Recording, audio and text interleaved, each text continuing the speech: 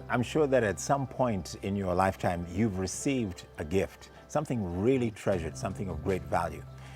You probably put it in a safe place, or you put it in an area where it wouldn't suffer loss or damage or wouldn't be stolen because it was treasured by you. Many times we receive a gift, it may be practical, but because it's so nice and the people who gave it to us have a special place in our hearts and of great value, we don't want to use it. We set it aside. And a gift that has utility, a gift that is useful in some way, can sit on a shelf for years, and we never put it to the use that it was intended for because we think it's just too special. I want us to think about gifts that aren't being used in this edition of CITAM Church Online. My name is Reverend Kwame Rubadiri.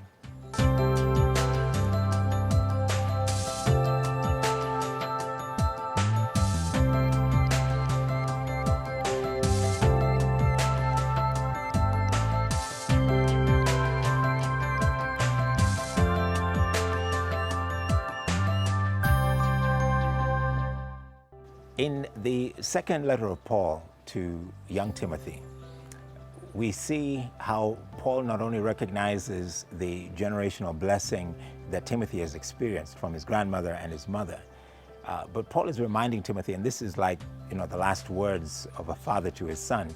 He's reminding Timothy of some very important things. He told him, as we saw last week, the significance of recognizing what you had experienced generationally.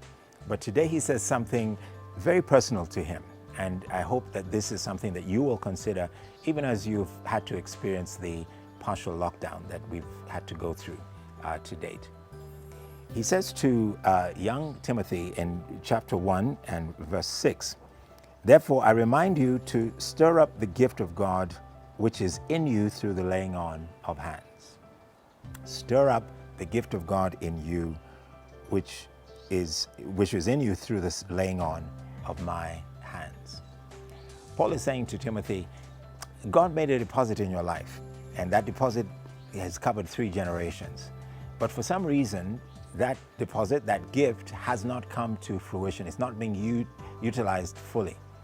And as Paul is contemplating what he should say in his own lockdown experience, his own lessons from the lockdown, he says to Timothy, there's something that you should be doing and could be doing better if you just stir it up, if you just awaken what God has put within you. And he says to Timothy that this is a gift that was given to you, it was deposited in you some time ago. I laid my hands on you, I prayed for you, commissioned you, and set you into the path that God had intended for you. In this season, ask God, is there something that God has intended and invested in your life that's been sitting dormant for a long, long time? Is it something that could be awakened, something that could be used to the glory of God, something that could be used to better your own life, that could be a benefit to you after we come through this entire pandemic and economic shakeup as well? Something that could bring returns for the glory of God and returns for the needs of your life as well.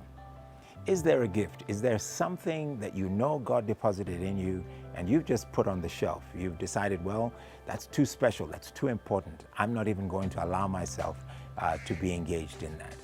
I believe God is stirring some people up through this lockdown experience, stirring up a gift which has been dormant for a long, long time, awakening a sensation that I could actually be doing far more than what I'm doing now, what I have been doing. And as I come out on the other side of this lockdown, come out on the other side of this pandemic, I want every one of my gifts to be at 120, 150% to the glory of God. And as Paul says to young Timothy, stir it up, awaken it, find out what it can do and why God entrusted it to you. And I pray that that will be your experience. This is just another of Paul's lessons from the lockdown. God bless you.